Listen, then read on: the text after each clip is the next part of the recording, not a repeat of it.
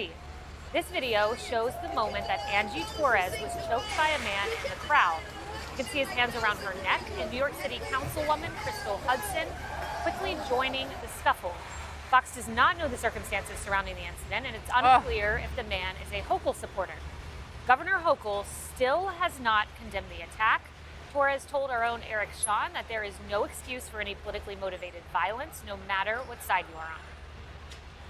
I think it's disgraceful what happened. I think, we're supposed to have a middle ground where we can have agreements and have disagreements, but always be respectful. I was treated like a subhuman, like my feelings didn't matter, that, just because I have an opinion that's different than theirs, that they have a right to, enact violence against me. And I feel like it was just completely unnecessary.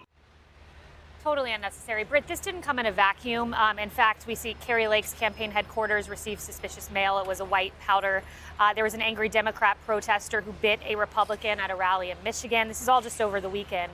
And then the FBI investigating that shot at the North Carolina home of a grandmother who was watching the children of a congressional candidate there. My point is, and then of course Paul Pelosi, this is happening, and it's happening on both sides, and it needs to end. It does need to end, and it didn't used to happen like this, but we are living in tense and very evenly divided times, and people's passions are raging. And result you get now, look, as for this incident here with the Zeldin supporter, we don't know much about the guy who did that. I mean, he might have been just some random guy in a bad mood. We don't know that. And, I'm not sure that Kathy Hochul needs to apologize for that. I don't see how you can tie it to her unless we knew more about it than we know now. Nonetheless, the point is made. You're right, Kayleigh. This is a bad situation. People participating in politics, even if they're protesting and slightly disruptive, should not be attacked. It's as simple as that. It's very simple. And also, Shannon, I wish the rhetoric would come down. And again, I want to be clear. We've heard elevated rhetoric on the right, on the left. But I must say I was a little stunned when Clyburn came on your show. I gave him the benefit of the doubt on Friday. He's typically a very measured voice, certainly has a lot of respect on both sides of the aisle. So I was a little taken aback to see 3 times you pressing on him on the 1930s German point. And him not really backing down. Yeah, I thought he might temper it a bit, that he had a couple of days to talk about it, to think about it, to see the backlash for people who say, this isn't the first time that he's used that imagery. I mean, he's invoked that conversation many times, talking about 1930s Germany, the rise of Hitler. And I think for some people, that's just never going to be a comparison you should make to anything that we are experiencing 100%. now. So I thought that he might say, okay, I was a little heated up. But then I also asked him about another statement that he made where he talked about if you don't vote Democrat, basically it's the end of the world. And he said, no, I didn't say that. And I said, no, we played your soundbite. I will read it back to you. The end of the world. That's what you're telling people. Half of America, if they don't vote for you, they're bringing back the end of the world. And he said, well, okay, maybe I went too far. So he did acknowledge that, some of this language has gotten very hyperbolic and heated up.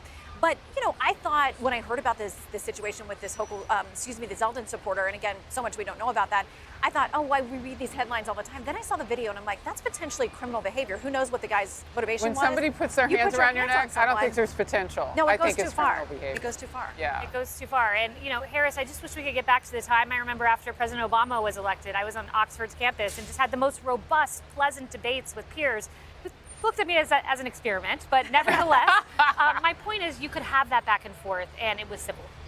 Yeah, I mean, I love the way you put it. Having good debate used to not be an experiment. It used to be a way of life here in America. I mean, that's what free speech is all about. Being able to say your part, you say your part, we get together and we go back and forth and we end in a civil nature. But right now, everything is about the end. It's so existential. I mean, even Clyburn has caught this infectious disease of existentialism, that the fakeness of it all. I mean, literally, how can you bring the end of democracy when you're doing the most democratic thing that we do? You're voting. I don't really get that. That was your whole point. I mean, this is democracy. What we're doing right now, those 40 million people who early voted, that is democracy. That is working. That's not voter suppression. Stacey Abrams down in Georgia wants to, beat that drum. It's working. It's just not working the way they want it to. And the attacks are bizarre. So the woman in Michigan who was bitten was a Wayne County GOP chairwoman. And her quote was, "I've never been bit by an adult in my life or anyone over 5. So, apt. And probably most of us have that same shared experience that it sort of ended on the playground.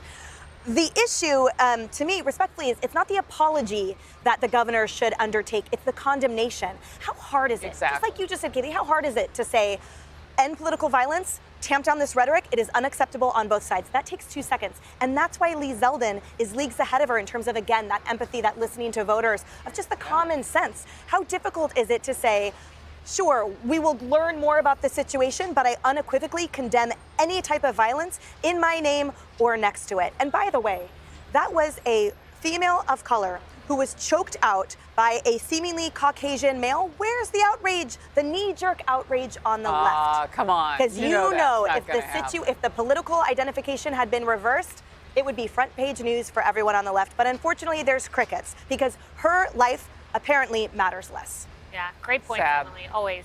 Hey everyone, I'm Emily Campagno. Catch me and my co-hosts Harris Faulkner and Kayla.